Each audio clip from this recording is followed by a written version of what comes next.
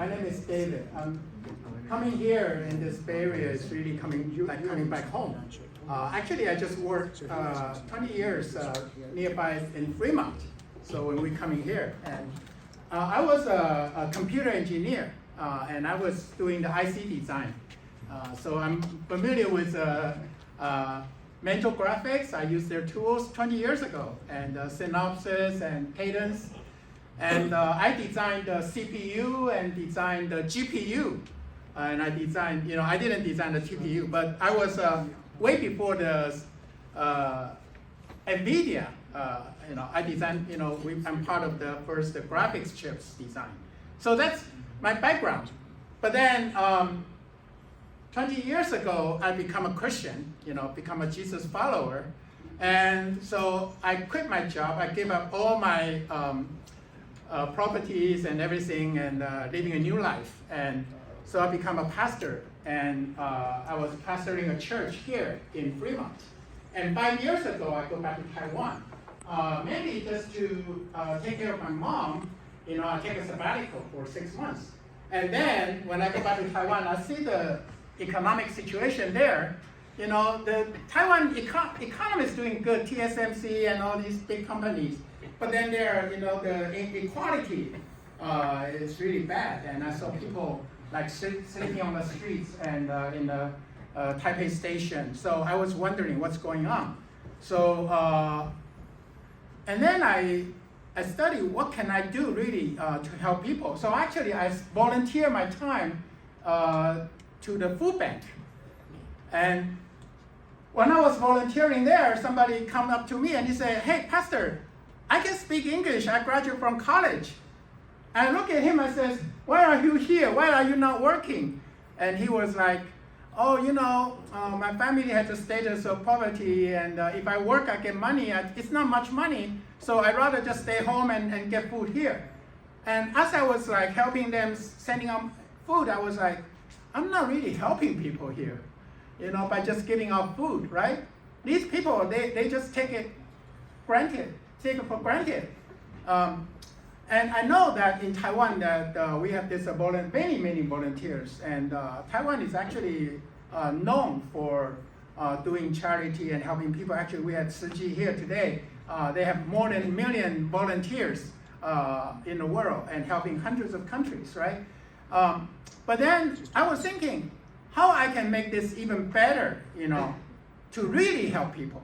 So I talked to the government in Taiwan, because I'm a IT graduate. I'm actually the first year computer science graduate, and I got a PhD from the Champaign-Urbana in computer science.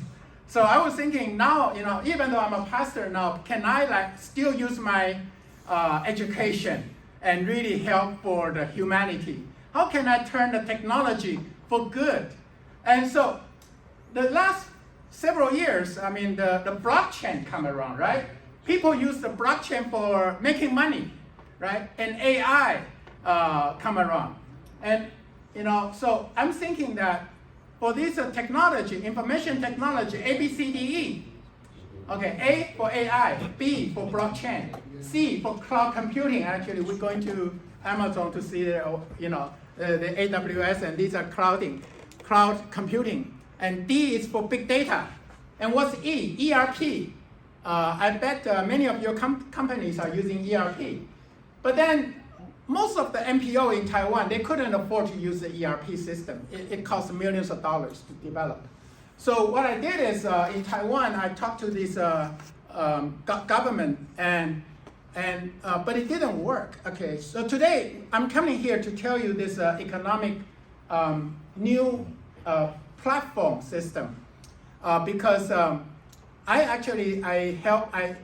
find some people, and we actually developed this ERP system for the MPOs, for the communities, okay, to really try to help people. So my slogan today is, it's about time, okay, time banking, it's about time. Why? Because the technology is maturing, okay, what I just talked about, ABCDE. And I want to use the technology to make time cycle for social good. And like Solomon just said, in terms of the time banking, the idea is that we have a group of people who want to do the social good. And if I serve you, then I get some credits. Rather than just pure volunteerism, I get credits and I can get served later. It's not really just, right now the economy works is if I serve you, you pay me money, right? And, in the dollar, it says, in God we trust, right? But everybody else pay cash.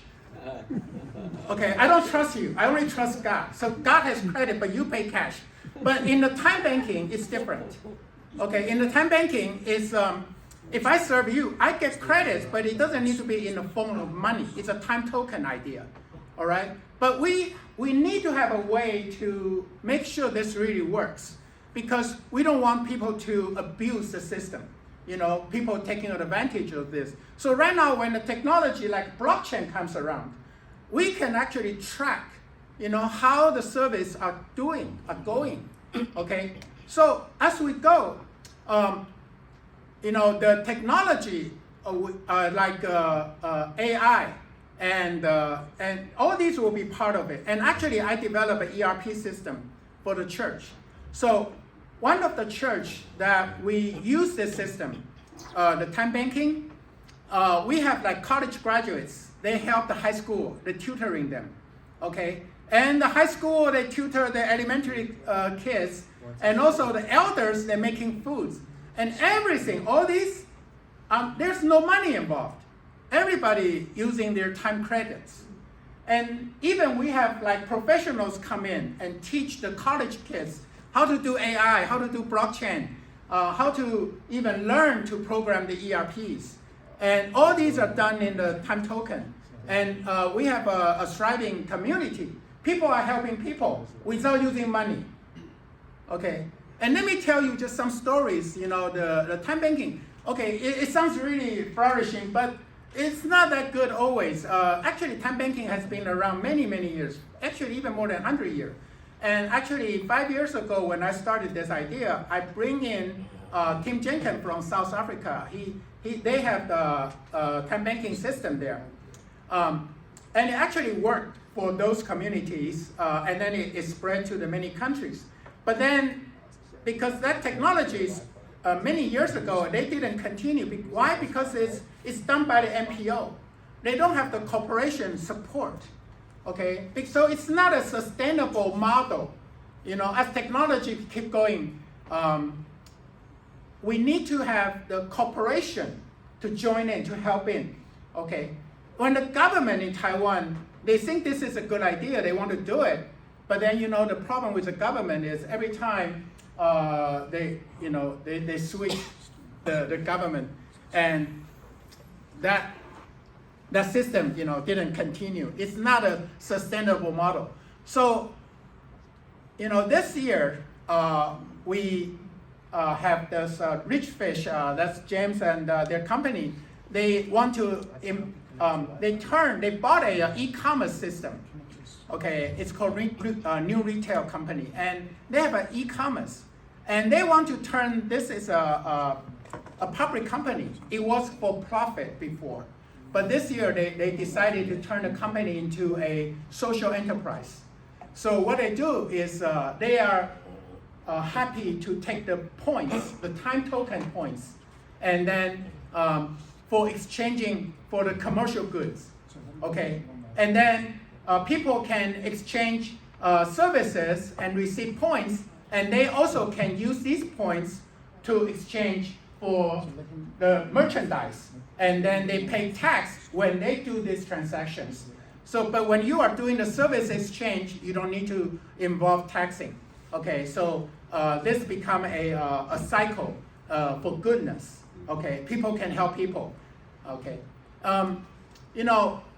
when I was in Taiwan, some old lady come to me and say, she heard about me doing the time banking, and she come to me and say, hey, Pastor David, I've been volunteering for like 20 years since I retired, but now I'm old, I need help, and can somebody help me? And she bring me all these the time slot, they have volunteered, and I said, sorry, because it's not a time banking. The true time banking is not just like volunteerism with a stamp.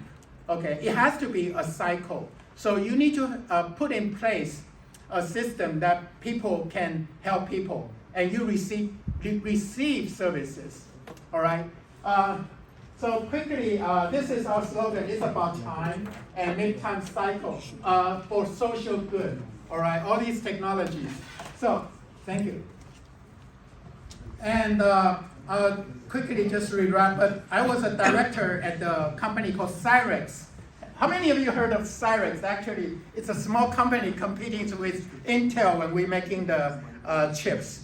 And I've been a pastor, and I go back to Taiwan, so that just saying. This is the history of the time bank. I'm not going in there. But basically, if you have a community that's doing the time banking, it will be a stronger community because people will know people. All right, people know because people are helping people, and then support those in need. And because I communicate with people like in Korea, they do the time banking. And there's a video they showed us some handicapped person who couldn't even get out of bed. And there are people coming and serving him and preparing food for him. But he is not just receiving charity from them, because you know what? While he was on bed, every day he's busy calling the old people, the helpless. He's making his contribution to the society. So he's making his time points by calling people every day. He's busy. And when people come serving him, he's not like, oh, I'm not worthy, I'm not good enough. No, he's very proud. Why? Because he's helping people. He's contributing. So this is really, time banking is not just a cycling of this time token, but it's more like a human dignity. Okay? You really feel proud when you are part of it because you know you are useful. Okay? And then the skills, okay? And all the skills and ability, we have the college students. They are helping the younger kids, and they are actually using their time to help people, and also they use their time token to take classes, right? To take classes, so they improve their skill when they go into the society for real work, okay? And when we talk about sustainability, because right now the time banking, you don't need to bring in a big money to help a poor society or community. This is a true story. In Taiwan, we have a village schools in the high mountain. And it used to be the NPO, they would come and bring resources and give them. And then the elders in the mountain villages, they say, after 10, 20 years, they say, you guys are not really helping us. Why? Because all our kids learn just to receive. They just like, okay, you are rich, you are wealthy, you help us. And they never really become, they don't grow. So they say, but we want to help you, what can we do? So they started time banking. They let the kids do, whatever environment and help out, and even like delivering food to the older people. And then they earn the time tokens. So when the NPO come in, they want to help them, they just look at, the records, okay? So that's how they, they learn. Yeah, you don't just receive, you need to continue. Okay, how do I? Okay, so here is actually one example I want to show you. So here is a community, or it's a church. They have like hundreds of college students, and they take care of the kids, and they do like different talents group. Okay, you can do oil painting, media, basketball, even classes. Okay, like I said, the ABCD, they are learning. Okay, so you can see here, they're like guitar and basketball, dancing, whatever. Okay, and so the whole community become active. Yeah, so it's not just volunteer, because right now, because we have this e-commerce coming in to help. All right, so I just want to show you. It's a sustainable circular e-commerce platform.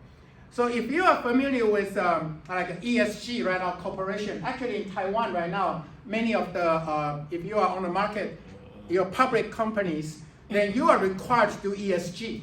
And it used to be called like CSR, right? Corporate social responsibility. But in terms of when you do the CSR, you donate money to the NPO, but you don't know how they're using the money. It's very transparent, okay? But then now with the time banking and with the technology, the ERP system, you need to have the KYC, okay? Know your customer. You have to do very exact, one person, one account. You cannot like Twitter. I don't know how many fake accounts are there, right? You need to, so when you can trust people, then you don't need to worry about that, right?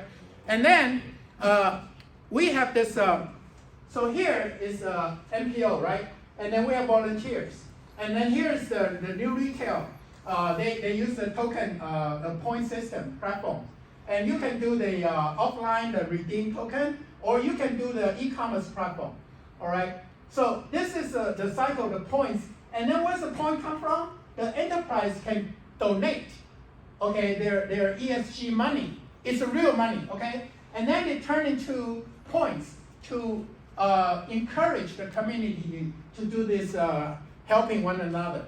And then when they redeem their points for food, like actually I talked to one of the biggest retail food company, restaurants, and they're very happy to partner with us. So people who do the volunteer work can take their points and come and get their food, all right, or other needs.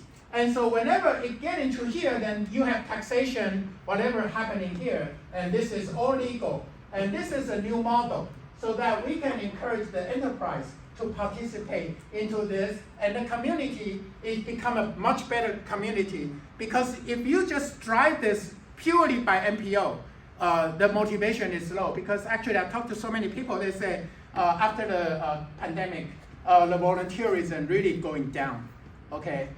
And so instead of just donating money, you can actually encourage the communities to help each other.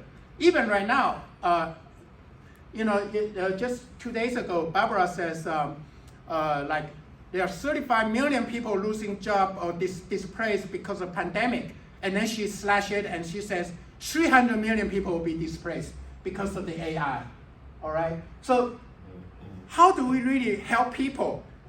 It's not the job that we are offering, but it's work, okay? Even though you don't have a job, you can still do meaningful work. Does that make sense? Right? So, so this is what our app might look like. Actually, we are developing still, but today we are coming here to the Berkeley because we want to invite all the corporations to participate in this. And we're already doing a POC in Taiwan. Basically, you get this like a wallet. Keeping track of all your points, and you will know how your money, your donation will go to, how many people get benefit through this. Let's talk, and this is the Red Cross in Taichung, and they also participate in this time banking concept. The basic idea is this: if I donate money, and they just like a meal, they eat it and that's it. So SROI in terms of the social return on investment, it's just like 1, right? Typically, it's much less than 1 because they are overhead, right? But if you get into the time banking, then when I receive the points, I can help him, he can help him, and then it's a cycle. So the social return on investment, it's much higher than 1. It can be 3 or 4 until somebody says, oh, I need to buy food, and they get out of the system and purchase food, and that's fine too. Right? People, and then you say, oh, but I just want to do volunteer. I don't really need a time token. Fine. Just donate your time, right? So instead of like donating money, now you can say, I do the service. I earn a time hour. I give the time hour to another community or any person who has need. So that is, much better. So here again, I'm just inviting the corporation. Now you understand this time banking concept. Even in the Bay Area today, we have Drew here is representing the San Francisco time banking community, and many others that can be, thrived, or people can help people. Now we have a method. Actually, we present this innovative model that the corporation can help out through community. Because when we talk about ESG, The S is for society. And so we have a way now for the corporation to get involved. Thank you very much. Yeah.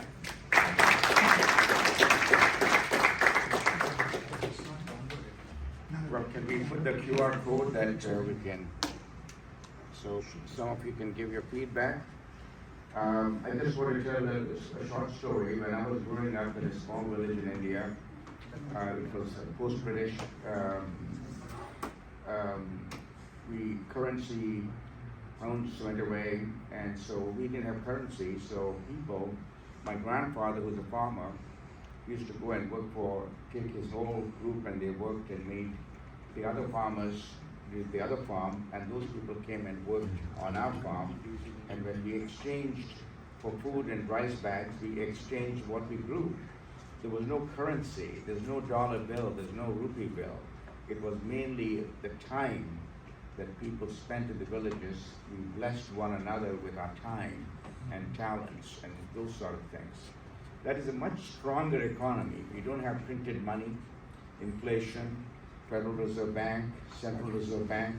It is something that is built on trust.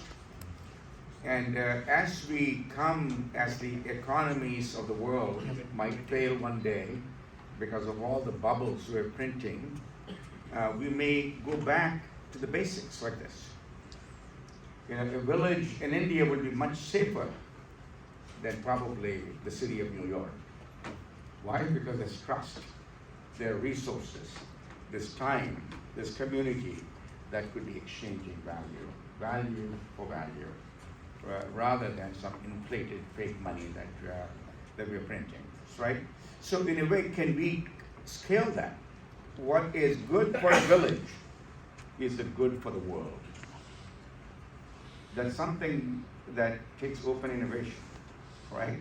So think about that. When we have a scalable model of a prototype where we demonstrated that it works for a small community, can it be captured by the world community?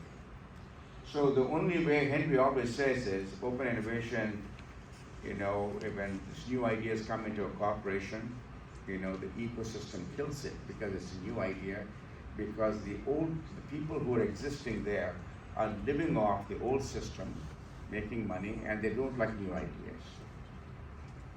But let's show some small wins that are so scalable that the antibodies, by the time they wake up, it's too late. The battle is already won. The war is won. So thank you so much, David. And here's the QR code. Just give some good